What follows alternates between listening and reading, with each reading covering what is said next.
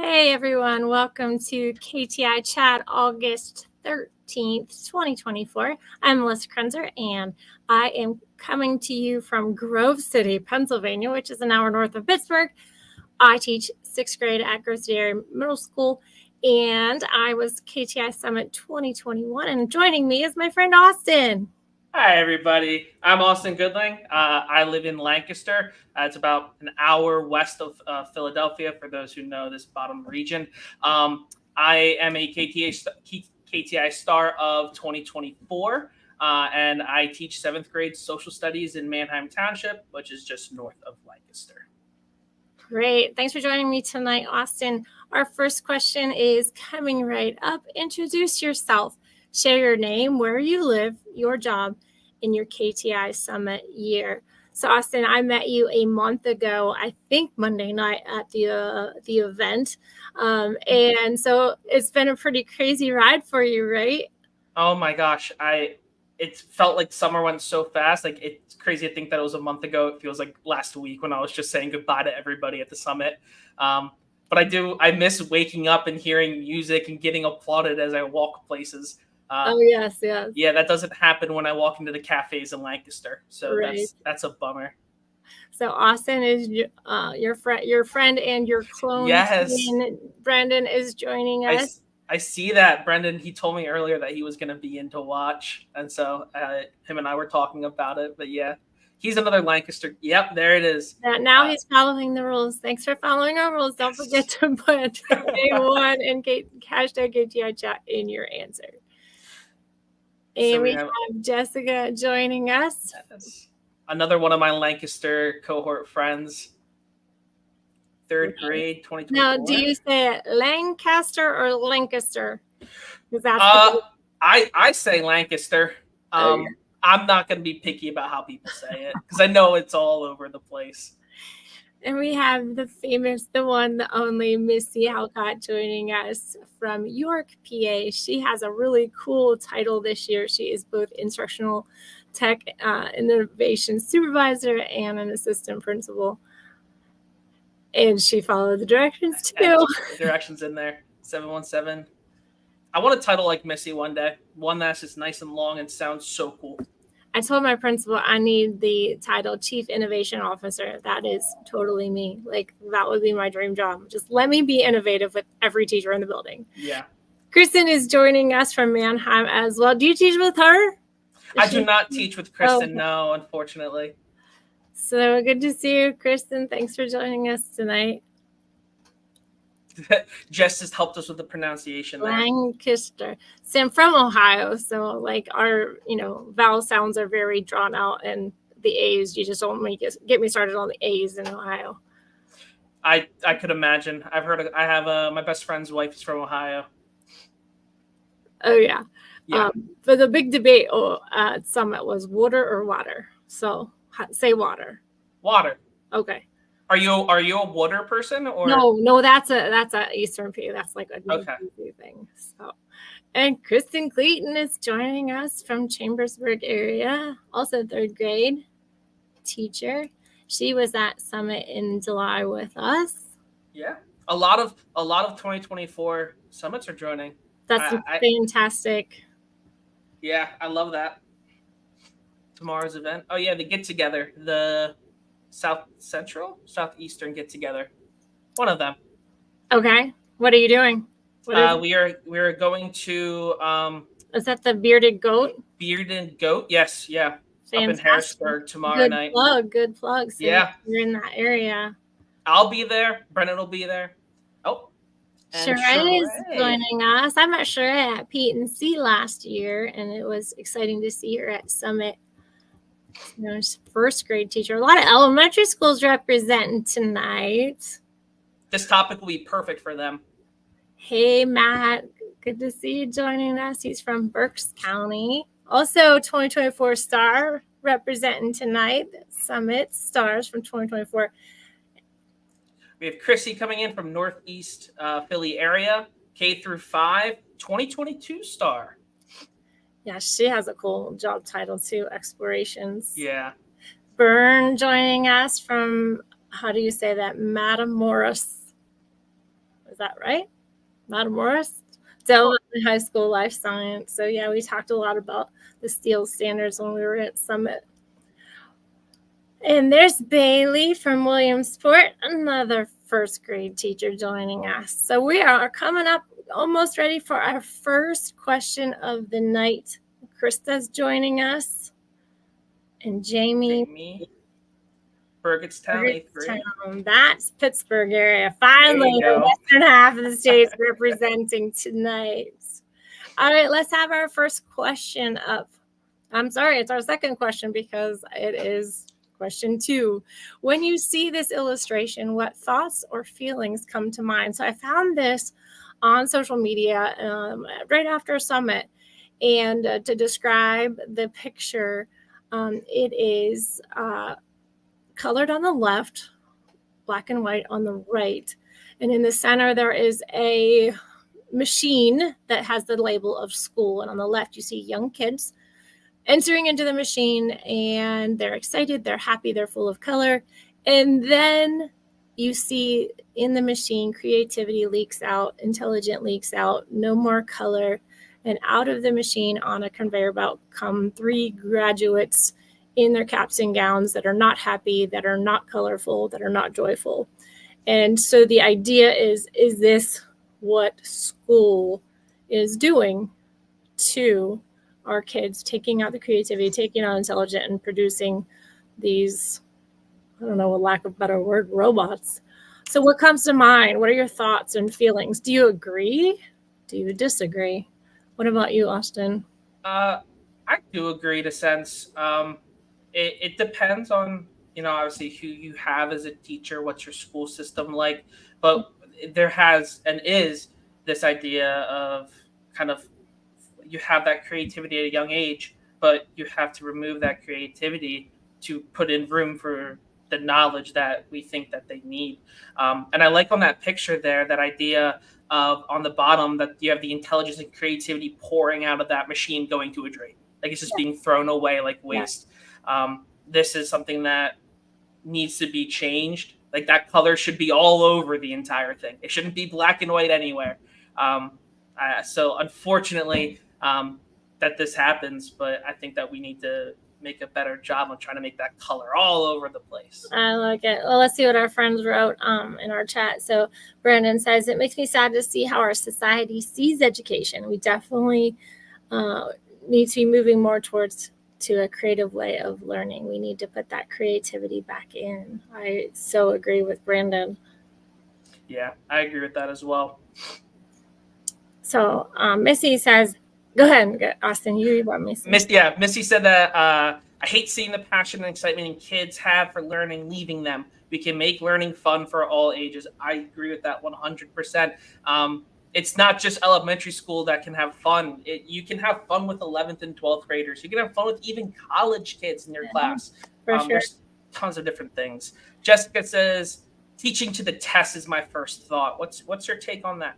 I see a lot of teachers use this as a reasoning for taking out creativity and encouraging those different intelligences. Gardner's theory of multiple intelligences, that there are, 8, possibly 9 different parts of a child that have intelligence, and we have to encourage all of them and not just math and reading. But I think we have to be creative, and we can if we think outside the box. Yep. But testing is definitely hard for those of us in that I teach math. So it's in my tested, I get tested and I have to get through all the stuff, but we can't quench that creativity. Matt says, bring the love of learning back. I so agree. And I am excited to see how schools are giving small opportunities to students to have that voice and choice, even if it's just in a special schedule. Yeah, and Chrissy chimed in saying that this is exactly why I hated school and why I became a teacher. I'm in the same exact boat as Chrissy there. Going through school, it felt like I was being fed from a book. And that kind of realized to me that that's not how we should be fostering this next future of citizens and people of the world. So changing that creativity and fostering that's very important. True. And Krista says one size fits all doesn't work in education. We all have individual gifts to bring to society. A couple years ago at Pete and C, one of the keynote speakers said that every student should have an IEP. Every student should have an individualized education plan so that they can get what they need and be interested in and foster their own love for learning. And Jamie jumped in and said that so many of our students are feeling like they're missing creativity. We can bring that back through KTI chat. There you go. Share some great ideas here. Yeah, it's great. So Mary Jo is joining us, and she said it depends on the culture of the district. And so true that our leaders make a big difference in that. And yes, you can find spots of this in individual classrooms, but it does come from a leader having that innovative mindset and encouraging that from K to 12. Yeah, one thing too that kind of jumped into my head is this idea that it's one entrance, one exit coming out of that machine. I feel like now more than ever, there's so many more opportunities for our students. That's not just directly through our school curriculum. It could be maybe it's extracurricular, maybe it's through something like CTC programs. So it's not just one exit. There's many options for these kids too. I like that thought. That's good. Sheree says we need to keep the color going on our classrooms, make students want to be with us and enjoy learning. Yeah, I mean, relationships are so important in the classroom. Yep. Kristen chimed in talking about standardized testing. Everyone's expected to perform the same way, even though they all have different strengths and abilities to bring to an environment. Right. So it's kind of what you were just saying, that different exit points. So Jordan's joining us. Good to see you, Jordan. Thanks for joining us. Kristen says, this makes me so sad. I've seen the school system do this to some kids, but I believe there are so many teachers that want to spark creativity and innovation in today's school, and we are fighting for this for sure. And I think that's where KTI has a voice, right? We can help these students really become creative and intelligent as well. Scott chimed in. Scott goes, I'm reminded of the factory model of learning, which, face it, does kill creativity. Right. Yeah, this definitely is that factory model. Yes. One size fits all. And even look at the three exiting, they look alike. Their facial expressions. Yes. They are not happy with what they just went through in this picture. Yeah, you would think. I just had a daughter graduate, and she definitely was excited to be graduating. So that, I mean, this there's a lot in this graphic for sure. There is. Jordan said, it makes me sad. I feel like we need to keep creativity in classrooms and trust teachers to do their jobs and make it fun. Yeah, a friend of mine just told me she has to go day by day by her Basil reader, and she can't add anything or do anything else. And that's sad. That's not trusting the teacher to do their job. Yeah. Byrne is kind of changing, saying, where does the drain lead, and can it be diverted back?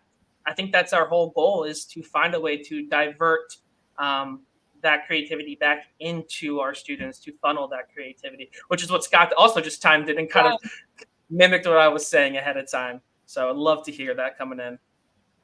Yeah, that's good.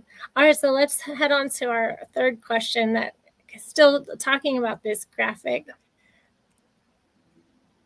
Eric's chiming in. What's up, Eric? So don't forget to put A3 in your response, but how are you a disruptor when it comes to this image of education? So what are you doing in your classroom to keep that color, or like Byrne said, refunnel that color back into our students, and that intelligence, or like we were saying, that the multiple intelligence theory of ways to incorporate body and kinesthetic and musical talents and linguistic, logical. How can we disrupt? Have you heard the term disruptor before? I have. I've heard it used as teachers being disruptors. I've heard it used as the classroom environment being a disruptor, the school being a disruptor. So I've heard that used all throughout. And I know that there are times when I disrupt positive and negative. If I come in a bad mood, the kids know that and they understand that. So like, I feel like just focusing on trying to be that positive disruptor, right? Yeah. They're having a dull day. 30 seconds, make something fun happen in your class just to make that little bright pop, right? Yeah. So I first heard this disruptor at the Pittsburgh Tri-Rivers technology conference, and the idea actually came from a movie. It's really not a great movie, but Knives Out, Glass Onion. And he said the disruptor is trying to break the system and do what no one else will do.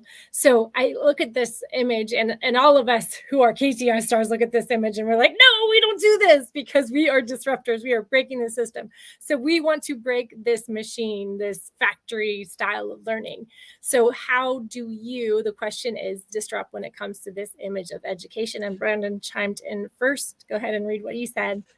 I was going to say exactly what Brandon was going to say next. So Brandon says that he allows student choice in which material they're doing and when they're doing an engineering project. And I think that is huge in helping bring that creativity, because students get to choose what they want to do, how they want to develop it, how they want to show it. They're interested in that. That's their creativity. That is their intelligence growing through that process. You're not funneling them to do something that they don't want to do necessarily. Right. So their end product is their choice. Is that what you're saying? Yeah. Yeah. And Mary Jo says, I give options for students to show their work. Yeah, I love that. That is an important way to give them a choice and a voice. Yeah. Missy chimes in and says that we're working on deeper learning and helping our students to lead in their learning. We discuss the roles of educators who empower their students. We also know those doing the talking for the most learning. Yeah, I think that we have a huge role and impact in helping facilitate this model of disrupting that school climate of negativity. As a math teacher, it's so easy for me to be the one doing the most talking. Yeah. But I definitely am a huge proponent of getting those students to do the most talking, because they'll do the learning. And collaboration is huge in my math class. Jordan writes, when I was in the classroom, I used gamification and project-based learning to motivate my students. And now she's a principal and supports her teachers to be creative and try new things. It's time for an education revolution. Amen. Jess says, I try to make third grade fun. I think elementary should really be about enjoying school. Yeah, it's pretty sad. When I taught fourth grade prior to this, and students were already coming to me not liking school. They've only been in school 5 years. They still had 7 more to go, and they didn't like it. So in elementary school, we got to create those experiences to get them involved and active in their learning for sure. Absolutely. We have Sheree, building those relationships, giving my students what they truly need despite curriculum. It isn't always easy, but we try the best we can. I agree. Positivity is key. Yeah, the relationships are a huge part in trying to let these kids open out about their creativity. A kid's not going to want to feel like they could be creative in your room if they don't feel safe in there. So relationships are huge. I was challenged a couple years ago to spend the first 2 weeks getting to know my students, like spend time every day getting to know them. Don't rush into the curriculum. The curriculum will always be there, but I believe you'll be able to go faster if they know you and your procedures, and you know them, and you can read their facial expressions and see what they need as they're learning. Let's go on to what Matthew says. I try to do things and make suggestions that benefit students, and admin can't find good reasons to say no. Yeah, I've never had an admin say, don't do that. Don't get the kids out of the seats. No, they don't say that to me. Matt says he teaches multiple classes at the same time and tries to let students drive the direction they want to learn in. There's definitely an art in doing that, right? Because you could have like mass chaos, but you have to relinquish some control, but kind of guide them like kind of Jersey rails on the car, right? As you're driving your car down the freeway. Kristen says that I don't like the SEL curriculum we are supposed to be using, so this year I'm trying new books to show the student differences.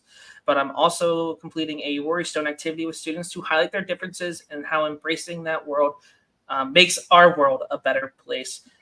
I like this. I bring in how SEL. I know a lot of schools are using some type of period, whether it's morning, afternoon, to develop that SEL curriculum and the SEL skills.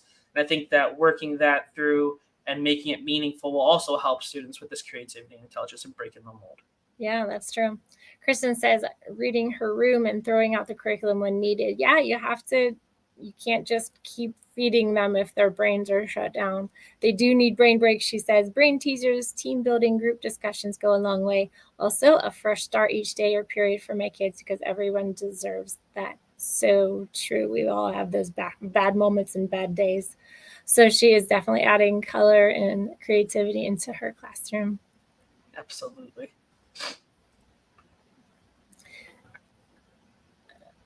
So we had one from Scott a little bit back, and I didn't. I saw that. So Scott said, yep, there it is. Approaching topics in different ways from the norm, giving choice, and demonstrating learning and mastery. Yeah, and that idea of finding different modes to provide that information and topics rather than just one way all the time. Nice. That's great. I think we also have one more question coming up here too. Yeah, we're at 10 minutes left. So yeah, we can go to that question number 4. All Question. right. Oh, you want me to go for it? Awesome. Yeah, go ahead. Let's go. Question 4 asks, how can we encourage the educators around us this year to promote creativity and intelligence in their classrooms? I'll let you chime in on this one, and then I'll bounce off of what you have. Yeah, so I talk a lot about leading from the middle or leading from my classroom. And one of the ways I do that is just being kind to my coworkers and mostly encouraging them and complimenting them. And that goes a long way. And so I will share when asked some tech tips of like ways to use Google Slides more creatively, or, hey, Flipgrid is gone, but Microsoft Flip is gone, but you can use Screencastify Submit in its place. And so just helping teachers use the Chromebooks more creatively and more, I call it DOK, more depth of knowledge activities with their Chromebooks. So that's one of the things that I do. Yeah, I feel like the thing that I see most coming from my 7th graders is they'll come to my room or they'll come to like the math teacher that's next door, and the first thing you'll hear is them complaining about how boring a class or how boring their day was. And I so just think that trying to go to your teachers around the building that and just not being afraid to help out, get them involved in your class one way or another, cross-curricular, right? Yes. You can do social studies with science. You can do it with language. You can do it with Spanish, German. So there's ways that you can connect these classes and make it fun for everybody. Mizzy says the biggest way to spread this idea is to share what you're doing and invite others to collaborate on new projects. Yeah, so I've been collaborating with our 6th grade teen social studies teacher on how to use some of the STEELS standards in her class, and also like how to use some graphs and data that then I could bring into math class. So that's been pretty cool to collaborate. Yeah. Brendan says, making my coworkers feel welcome and encouraging them to try out new technology and teaching the same concepts. Oh, to teach the same concepts. Jessica says, I love that term from leading from the middle. I try to share ideas here and there to encourage others too. That's awesome, Jessica. Keep it up. Yeah, and I think not being afraid to, if you have something that you're psyched about and you love what you're doing in your room, share that out at a meeting or share it out with pictures down into like a staff email. Just be like, hey, this is really cool. If you want to try it, I'm here. Jordan says support and growth mindset. Yes, for sure. Even adults fear failure, but it's how we learn and grow. Failure isn't always a bad thing. Be open to share ideas and train your colleagues on what you know. Yeah, for sure. This teacher that I just mentioned, I'm working with, a social studies teacher. She's very nervous about doing some project-based learning. And I said, did you not see me all last year nervous in my first year of 6th grade math? And she's like, no. And I said, that's because I fake it till I make it. Like, I go in with confidence that I know how to teach, but I'm not 100% confident in what the math I'm doing. So I said, you just go in with an attitude of like, we're going to learn together. And if we mess up, that's okay. Mistakes are how our brains grow. Yeah, teachers are lifelong learners. Byrne chimes in and says, listen to concerns and give suggestions. But he's going to be using 10 minutes of my first department meeting to share some ideas from KTI. So that idea of collaborating, really important, and sharing that creativity. Oh, Kristen, a girl after my own heart, be a marigold. That's my word. Yes, ma'am. So try an ed camp to share new ideas. That's a great idea. They just had one up in near the Erie region in our region yesterday, ed camp. Ask a colleague to show you something that is a strength for them. That's awesome. Asking people to share their ideas is so powerful. And yes, it does build up their confidence, and sometimes they are more willing to try something new. Yes, I love to ask, hey, like, how'd you do that thing on the wall that you put out? That's really cool. Tell me more about that. Yep. Matt says collaborate, have those conversations, offer up ideas for content crossovers and ways to partner on things. Lead them to the water and maybe they will drink. Oh, that's so hard, right? Because there's those colleagues that are not going to snag any of your ideas or ask you. They're just going to close their door in your face, and that's okay. And all you can do is offer it up and then not take it personal. It's not a you problem. It's a them problem. Yeah, if one person doesn't bite on that bait, then there's going to be someone else out there who will. So just keep trying and don't lose hope and lose your courage to go do that. Jordan said, Kristen, I love this. I am doing Marigold Acts awards this year in my building for those that spread positivity and support. So it sounds like school-wide PBIS also can help. Well, yeah, she's the principal. So yeah, that's cool that she can point that out. So if you're not familiar with the story of the marigold, a marigold is a companion plant that helps other plants around it to grow and to flourish. And so as marigolds, we want to help one another, encourage one another, be that cheerleader, be that person that talks you off the ledge when you have a rough day. But yes, definitely marigolds, near and dear to my heart, that story. It dates back to 2017. I'm sure you were still in high school back then, right? I wasn't even a senior yet. Yeah, so it was a blog post written by Cult of Pedagogy. So if you want to check it out, I highly recommend it. Cult of Pedagogy marigold story. So. Yeah, I love that message, that idea of that being a supporter for those around you. I saw one pop up earlier. I think it was Jen said positively supporting my coworkers and allowing them a safe space to come up with a constructive solution. Helping support people to not be afraid to try something new, just to give it a shot. If it doesn't work, okay, we'll learn from it together. Yes. And just being willing to try new things with your students. And we've all tried those technology days where you're like, I've never done this, let's try it.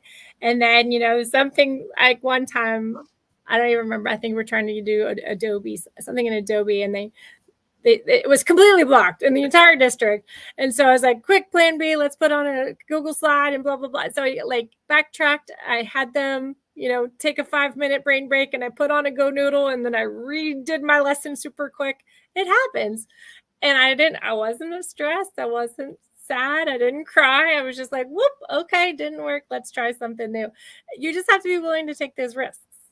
Yeah. And I feel like too, your students, they're going to see you try something new. And if it doesn't work, they're just going to humanize you for it. Like, they're going to be like, okay, I'm not the only one who might struggle with something. My teacher, who I see as this huge light in the sky, whoops, something didn't go their way, but that's okay. Look how they bounce back. And you can use it as a modeling point for your students and other teachers. You just have to do math in front of your students. You make mistakes constantly. So I do social studies. Yes, for sure. Well, this has been an awesome discussion. And Jessica agrees, like when the internet doesn't work, right? Yeah, plan B, grab a piece of paper. Yeah, or when your projector stops working. Right. So make sure to keep chatting about this, either on the Facebook page or in the Instagram. It will be sent out on Spotify if you want to listen to it later. And I'm so excited you all joined us tonight. And Austin, thank you for joining me. It was such a great discussion on how to be a disruptor and how to break that educational machine. Yeah, thanks for having me. It was very fun, and I love doing this and being able to share what I have with the people out there who's ready to listen. Yes, for sure. So you were going to an event tomorrow, you said, in the South Central region near Harrisburg. Yeah, up in Harrisburg. What did we say was the Bearded Goat? Bearded Goat, yes. So if anybody's in that area, sign up, register on the PAECT site, and you can come see me there. My twin Brendan as well. So. Okay, you'll both be there. Okay, well, look, make sure you post some pictures to the I will. Facebook page and Twitter and stuff. But you can check out the PACT website for any current events coming towards you. And we'll see you again for the KTI chat in October. It will be our next chat. So thank you guys. Thanks, everybody.